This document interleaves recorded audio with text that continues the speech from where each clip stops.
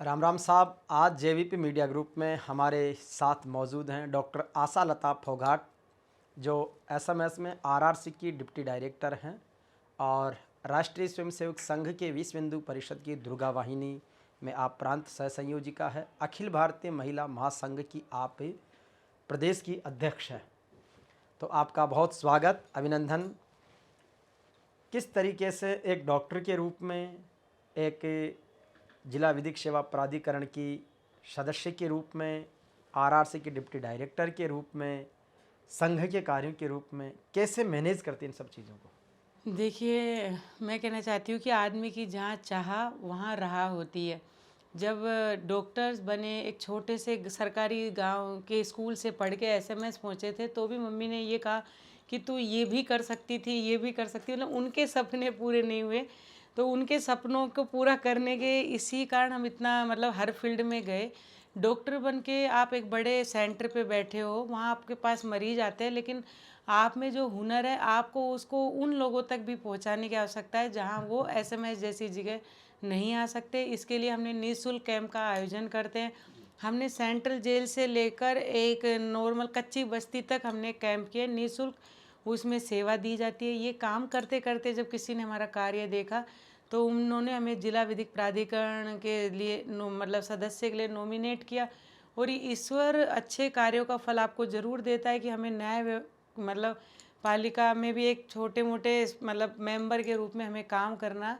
और इन सब के साथ मुझे लग रहा था कि कहीं ना कहीं और संगठन की ज़रूरत है, क्योंकि हम वर्किंग महिलाएं का, जैसे मैं स्वयं वर्किंग महिला हूँ, तो उनकी जो दिक्कतें होती है अगर वो साझा रूप से एक साथ बैठ के शेयर हो तो उनका कोई एक प्लेटफॉर्म हो तो हम कुछ उनका सॉल्यूशन कर सकते हैं। इसी के लिए हमने अखिल भारतीय महिला महासंघ का निर्माण किया, जिसका दायरा बढ़ाते हुए हमने इसमें सरकारी, प्राइवेट कर्मचारी और वर्किंग फीमेल, वो जो अपना बिजनेस वूमेन भी हो सकती है।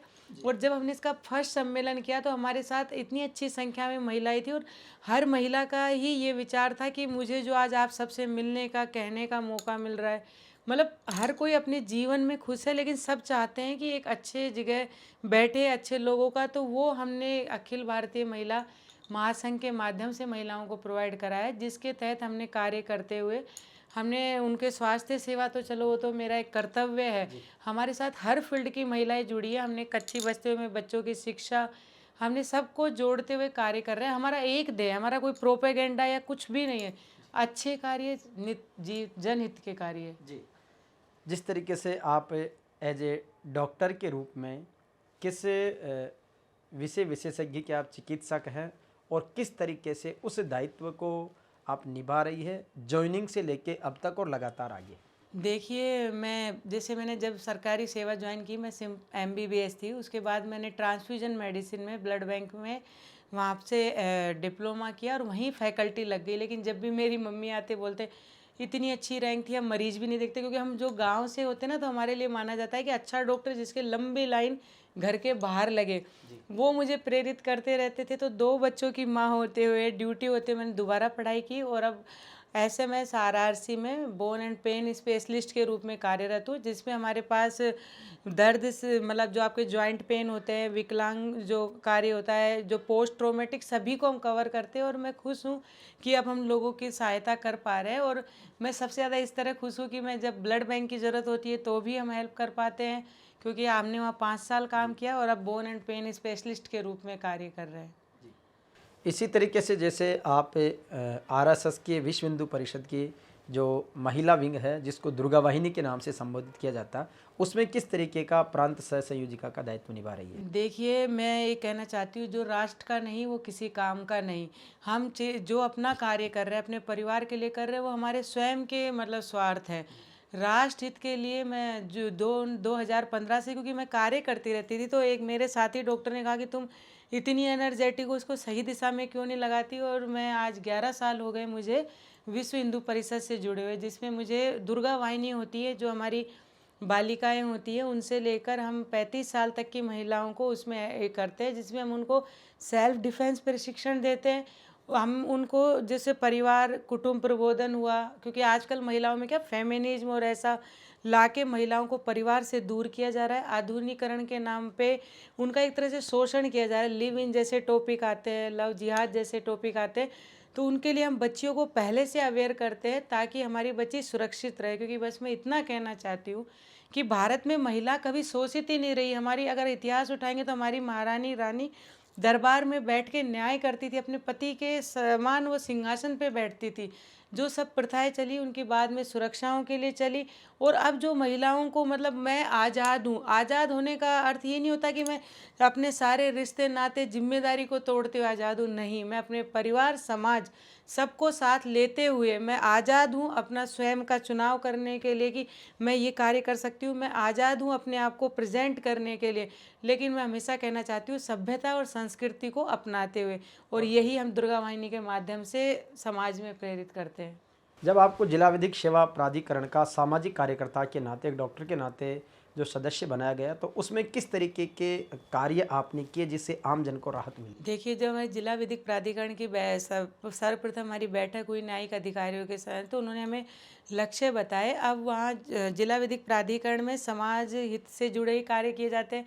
एक इसका सबसे अच्छा बताती हूँ कि हमने सेंट्रल जेल में कैंप लगाया। जब हमें कहा कि जेल में कैंप है तो सामान्यतः वहाँ परमिशन नहीं मिलती और कोई भी कैदी या इनसे मिलते हुए हिचकिचाता है, तो मैंने कहा कि हम जाएंगे। और जब हम जेल में भी गए, क्योंकि हमने फिल्मों में या मतलब नॉर्मली ऐसे जेल देखे, जो वास्तव में देखी, हम वहाँ कैदियों से भी मिले। कुछ कैदी उनमें से थे जिनके अच्छे व्यवहार के कारण उनको कार्य में भी लगाया हुआ था। सब मतलब एक अलग से जीवन, वहाँ जाके आपको लगता है कि जो हमें आज़ादी मिल रही है ना, हम कहीं भी घूम फिर सकते हैं, कहीं कुछ कर सकते हैं, तो हम बहुत मतलब जीवन में सुखी हैं। तो वहाँ पर हमने कैंप लगाया। इसके अलावा जैसे अभी मतलब मेरी बच्ची ने वो पेंटिंग बनाई थी, महिलाओं से अधिकार से जुड़े विषयों पे हमने काम किया। और अभी हम न्यायिक अधिकारियों के मतलब उनसे उनके निर्देश और उनके सानिध्य में काम करते हैं, लेकिन वो भी उनका भी एक कार्य है सामाजिक चेतना और जनहित कार्य।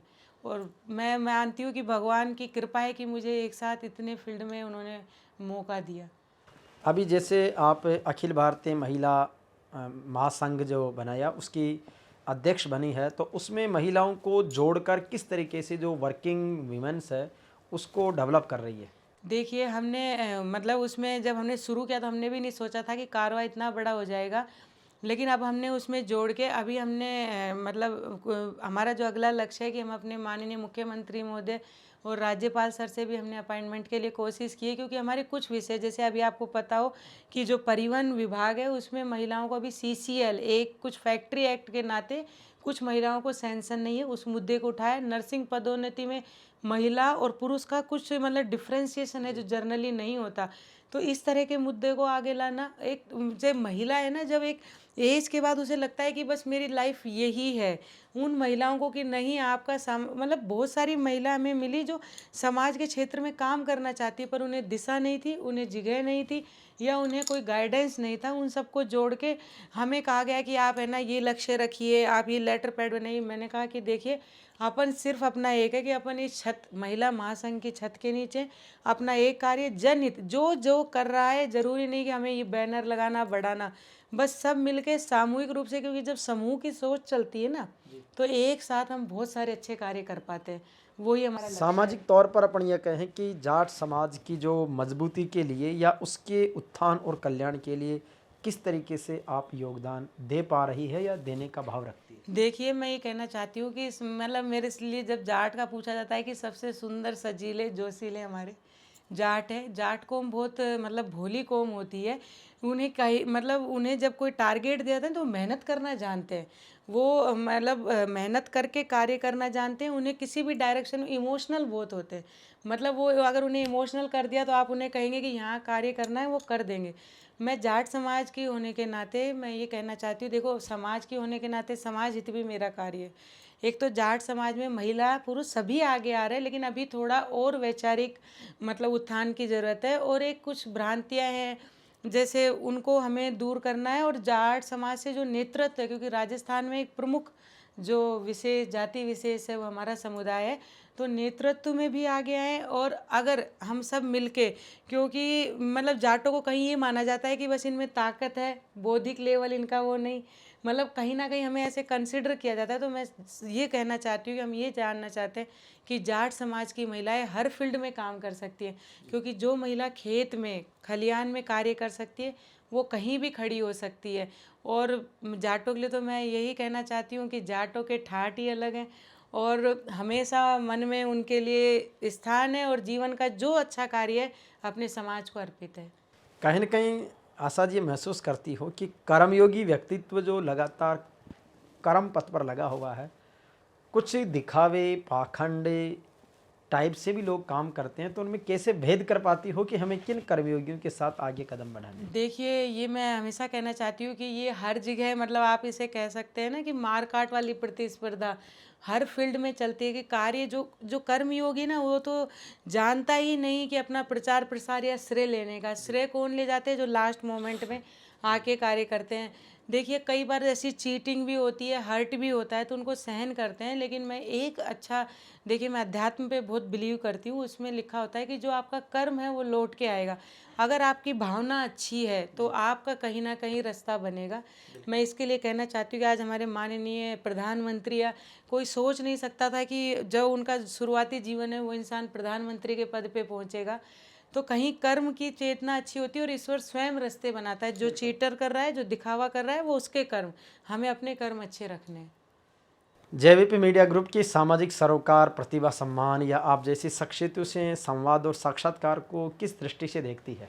देखिए, जेवीपी मीडिया का मैं फर्स्ट ऑफ ऑल तो आभार प्रकट करना चाहती हूँ कि उन्होंने मुझे यहाँ बुलाया और आप सबसे संवाद का माध्यम दिया। जेवीपी से जब मेरी पहली मुलाकात हुई जाट महाकुंभ में हुई थी, और मैं उस भरी भीड़ में इनको बोल रही थी और आज मैं उनके साथ बैठी हूँ, ये मेरे लिए गर्व का विषय है। जेवीपी छोटे छोटे मुद्दों को भी बहुत अच्छी तरह उठा रहा है। और आप जो कवर करते हैं ना, मैं सामान्यतः आपकी पोस्ट और देखती हूँ कि आप एक छोटे से व्यक्ति को भी विशेष दिखाते हैं और आप विशेष व्यक्ति को भी सामान्य मतलब ट्रीट करते हैं। तो जो आपकी ये सद्भावना है उसके लिए मैं आपकी आभारी।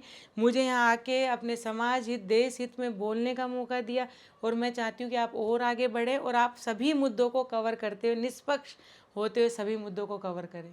बिल्कुल, तो ये थी डॉक्टर आशा लता फोगाट जी, जो हर बिंदु पर बड़ी सहजता, सरलता से लेकिन गंभीरता के साथ बात करती है, कर्मयोग के पथ पर आगे बढ़ती है। आपको बहुत सारी शुभकामनाएं, बहुत बहुत धन्यवाद। धन्यवाद।